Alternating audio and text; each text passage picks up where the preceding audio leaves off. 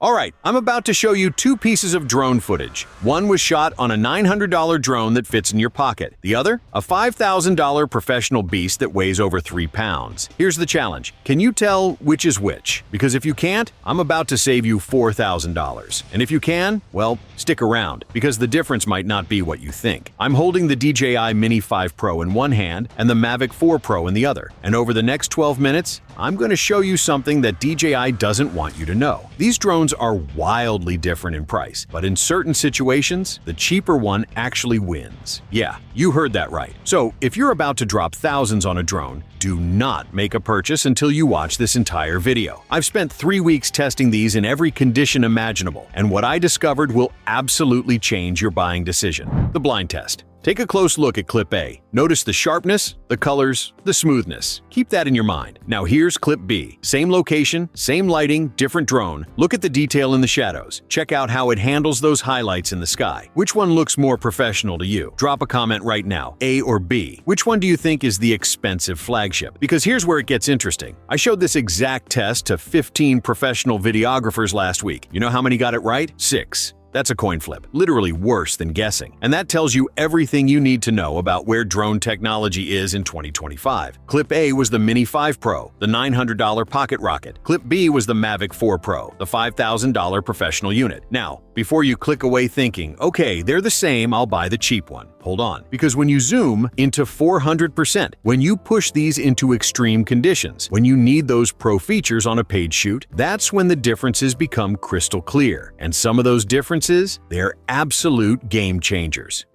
Sensor and image quality. Let's talk about what's actually capturing your image. The Mavic 4 Pro rocks a Hasselblad 100-megapixel 4/3 sensor on the main camera. That's the same sensor size you'll find in professional micro 4/3 cameras that cost thousands of dollars by themselves. The Mini 5 Pro has a 50-megapixel 1-inch sensor, which is actually a massive upgrade from the previous Mini 4 Pro. And honestly, for most situations, that 1-inch sensor is absolutely incredible. But here's where physics comes into play. A larger sensor doesn't just give you more megapixels, it gives you better light gathering capability, improved dynamic range, and cleaner images when you're pushing the ISO at night. Think of it like this. A sensor is basically a bucket catching photons of light. The Mavic's bucket is significantly bigger, which means in challenging lighting conditions, it's collecting more information. That translates to footage with less noise, better shadow detail, and more flexibility when you're color grading in post-production. When I zoom in to 400% on both images, the Mavic 4 Pro maintains sharpness and detail that the Mini 5 Pro just can't match. You can see individual leaves on trees from 300 feet up. You can read license plates that look like blurry rectangles on the Mini. But here's the kicker, and this is crucial. Do you actually need that level of detail? If you're posting to Instagram or YouTube at 1080p, absolutely not. If you're delivering a luxury real estate commercial that'll be displayed on a 4K television in a $1 million home, yeah, you probably do. Hello light performance now. Let's push these into a situation where most drones fall apart, shooting at dusk and into the night. This is where that sensor size difference becomes really obvious, and it's where I've found some surprising results. The Mini 5 Pro has an f1.8 aperture, which is actually wider than the Mavic 4 Pro's f2.0. On paper, that means it should let in more light, but the Mavic 4 Pro has something called dual native ISO fusion, which is basically a fancy way of saying it can shoot cleaner at higher ISO values. Here's the same scene shot at ISO 3200. That's the maximum the Mini 5 Pro can handle in D-Log-M. The Mavic 4 Pro can push all the way to ISO 6400 in D-Log-M. When you look at them side by side at matched brightness, the Mavic's footage is noticeably cleaner. There's less of that grainy noise in the shadows, and the overall image just looks sharper and more defined. The Mini 5 Pro's footage gets a bit mushy when you zoom in, almost like someone smeared a tiny bit of Vaseline on the lens. But here's what shocked me. In normal picture profile, both drones can shoot up to ISO 128,000. That's insane. However, when I tested this, I found that shooting in D-Log-M on the Mavic 4 Pro and then lifting the exposure in post-production actually gave me cleaner results than shooting in normal picture profile at ultra-high ISOs. It preserved more dynamic range and maintained better color information. So if you're shooting at night, D-Log-M on the Mavic 4 Pro is your best friend. The Mini 5 Pro holds its own for social media content, but for professional delivery, the Mavic wins this round decisively.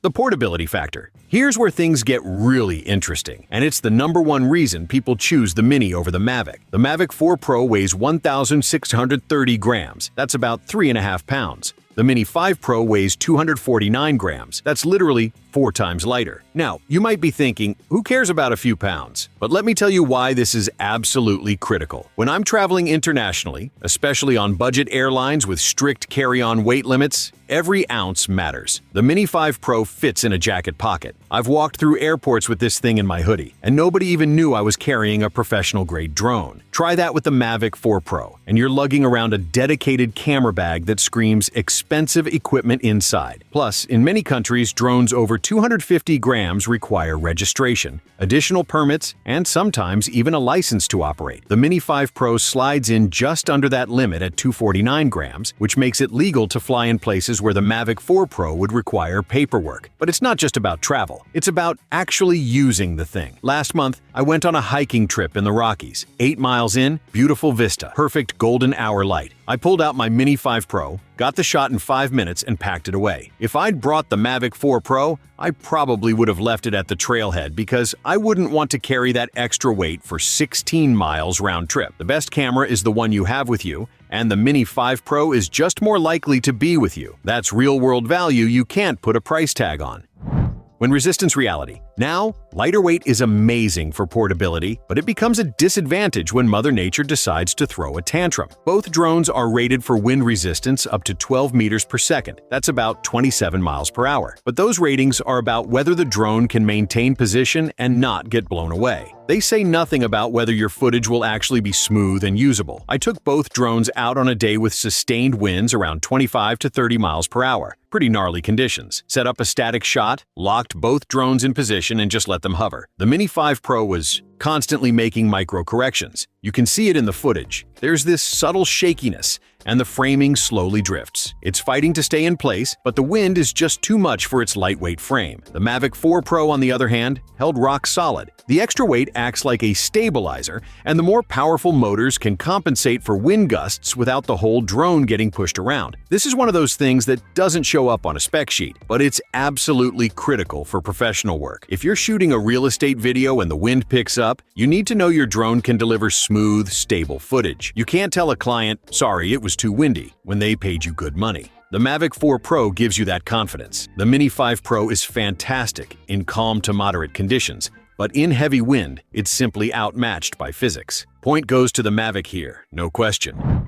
Lens. Options and creative flexibility. This is where the Mavic 4 Pro absolutely destroys the Mini 5 Pro, and it's something you need to seriously consider if you're a professional creator. The Mavic 4 Pro has 3 separate optical lenses, a 28mm main camera, a 70mm medium telephoto, and a 168mm tight telephoto. These are real optical lenses with their own sensors. The Mini 5 Pro has one 24mm lens and a 2x digital zoom. Now, let me show you why that matters. When you're shooting landscapes, that 24mm on the Mini 5 Pro is actually gorgeous. I personally love the wider field of view. It makes everything feel more expansive and cinematic. The Mavic's 28mm is slightly more compressed, which some people prefer for that more natural look. But here's where the Mavic becomes invaluable. When you need to compress the background and create that telephoto look, you switch to the 70mm or 168mm lens, and you're getting pristine optical quality. The Mini 5 Pro's 2x zoom is digital, which means it's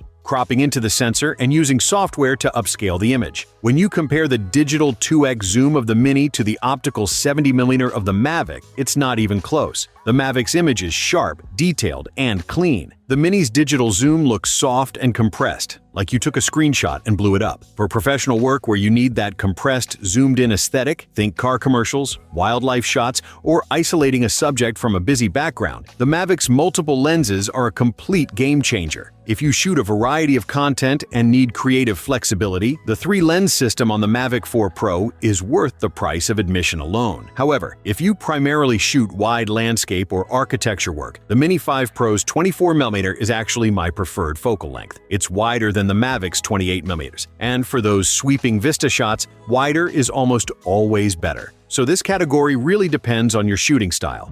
The vertical video plot twist. Okay, this is where things get weird, and it's something that completely surprised me. Both drones can shoot true vertical video where the gimbal physically rotates the camera 90 degrees. This is huge for social media content, TikTok, Instagram Reels. You need vertical video capability. But here's the plot twist. The Mini 5 Pro is actually better at vertical video than the Mavic 4 Pro. When the Mavic 4 Pro is in vertical mode, its downward tilt range is extremely limited. You basically can't look down at all, which makes it almost useless for most vertical shots. You're stuck shooting straight ahead or slightly up. The Mini 5 Pro, on the other hand, has full range of motion in vertical mode. You can tilt all the way down, get those dramatic overhead shots, swoop down a cliff face, all while maintaining true vertical format. Just last week, I had a project that required vertical aerial footage. Most of the shots were looking down at a property from above. With the Mavic 4 Pro, I literally couldn't get the shots in true vertical. Because of the gimbal limitation, I had to use the Mini 5 Pro. Now, the Mavic does have a workaround where you can shoot vertical using a cropped 4K sensor, but that's not using the full sensor, which defeats the purpose of having that beautiful 4/3 sensor in the first place. So here's my honest take. If you're primarily creating content for social media, if vertical video is a big part of your workflow, the Mini 5 Pro is genuinely the better tool. This is one area where the cheaper drone legitimately outperforms the flagship, and it's something DJI really needs to fix in future updates. Big point to the Mini 5 Pro here. Flight time and battery reality. Let's talk about something that'll make or break your shooting day. Flight time. On paper, the Mavic 4 Pro claims 51 minutes of flight time. The Mini 5 Pro claims 36 minutes. Those sound like great numbers, right? Well, let me give you the real-world data, because marketing claims and actual performance are two very different things. I did extensive real-world testing where I flew both drones continuously, not just hovering in place like the manufacturers test them, but actually moving around, changing altitude, rotating, filming. The Mavic 4 Pro gave me about 32 minutes of active flight time before the low battery warning forced me to land. When I landed, it still had 15% battery left, so realistically, you're looking at 35 to 40 minutes of usable flight time depending on conditions. The Mini 5 Pro gave me 22 minutes of active flying before the same low battery warning. With 15% left at landing, you're looking at about 25 to 27 minutes of real-world flight time. That's roughly 50% more flight time with the Mavic 4 Pro, which is a massive advantage. Here's why that matters. When you're on location for a paid shoot, every minute of flight time is money. If you're capturing real estate footage and you need multiple takes from different angles, that extra flight time means fewer battery swaps and faster completion. Time is literally money in professional work. Plus, those larger batteries on the Mavic take longer to charge. But if you get the Fly More combo with multiple batteries, you can keep rotating them and basically shoot all day. The Mini's batteries charge faster, but you'll burn through them twice as quickly. For professional work, the Mavic's flight time is a significant advantage. Price and value reality check. All right, let's address the elephant in the room: cost. Because none of these features matter if you can't afford the drone in the first place. And this is where the Mini 5 Pro makes its strongest case. The Mavic 4 Pro starts at $3,000 for the basic package. If you want the creator combo with the upgraded controller, multiple batteries, and extra accessories, which is what I'd recommend for professional use, you're looking at around $5,000. That's real money. That's used car money. The Mini 5 Pro starts at $899. The Fly More combo with the RC2 controller, extra batteries, charging hub, and carrying case is around $1,300. Now, full transparency, because of the current trade situation between the US and China, getting DJI drones in America right now is complicated. You might have to pay more through third-party sellers or buy from Canada like I did. I paid $1,700 for my Mini 5 Pro setup, but even at that inflated price, the Mavic 4 Pro is still 2 to 3 times more expensive. Here's my honest recommendation, and I want you to really think about this before you spend thousands of dollars. If you're a hobbyist, if you're creating content for YouTube or social media, if you travel frequently, if you're on a budget, the Mini 5 Pro is 90% of the Mavic 4 Pro's capability at 30% of the cost. That's incredible value. You saw the blind test at the beginning. For most viewing scenarios, the footage is nearly indistinguishable. However, and this is a big however, if you're being paid for professional commercial work, if you're shooting high-end real estate, luxury weddings, or delivering footage that'll be displayed on large screens, you need to show up with professional equipment. The Mavic 4 Pro gives you that extra 10% of image quality, features, and reliability that clients expect when they're paying top dollar. It's about confidence and capability. When you're getting paid $5,000 for a shoot, you can't afford to have the drone be the weak link. Final verdict. All right, let's bring this home. Over the past 14 minutes, we've compared these drones in every meaningful way. The Mavic 4 Pro won more categories overall, as it should. It's the flagship professional drone with a flagship price tag. It dominates in image quality, low light performance, wind resistance, lens options, flight time, and overall professional features. If you need the absolute best image quality and you're not limited by budget, the Mavic 4 Pro is the clear winner. But the Mini 5 Pro won in the categories that matter most to everyday creators: portability, size, weight, noise level, vertical video capability, practicality, and most importantly, price. And these aren't small wins. These are game-changing advantages that make the Mini 5 Pro the drone you'll actually use instead of leaving it at home because it's too much hassle to carry. Here's what I'm personally doing, and this might be the best strategy for some of you. I own both. I use the Mavic 4 Pro for all my high-end commercial work, real estate videos, corporate projects, anything where I'm being paid serious money and need maximum image quality. But I use the Mini 5 Pro for everything else: vacation footage, hiking trips, personal content, quick B-roll for YouTube videos, and any situation where portability matters more than maximum image quality. Having both gives me the flexibility to choose the right tool for each job. If you can only afford one drone, here's your decision framework. Choose the Mini 5 Pro if portability, affordability, and ease of use are your top priorities. If you're primarily creating content for social media, if you travel frequently, or if you're new to drones and want to learn without breaking the bank. Choose the Mavic 4 Pro if you're a professional who needs maximum image quality, if you're delivering footage for commercial clients, if you need creative flexibility with multiple lenses, or if you shoot in challenging conditions where flight time, wind resistance, and low light performance matter. Closing and call to action.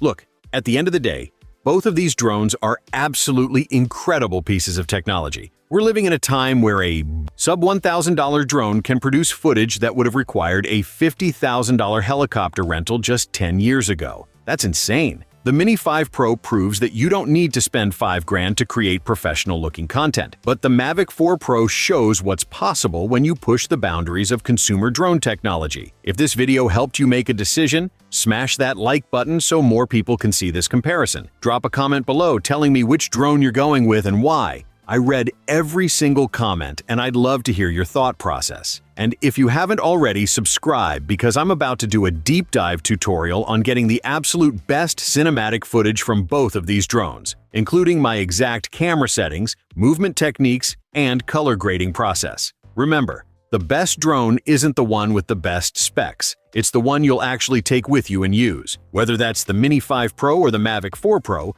both will help you capture incredible memories and create stunning content. Now get out there and fly. I'll see you in the next one.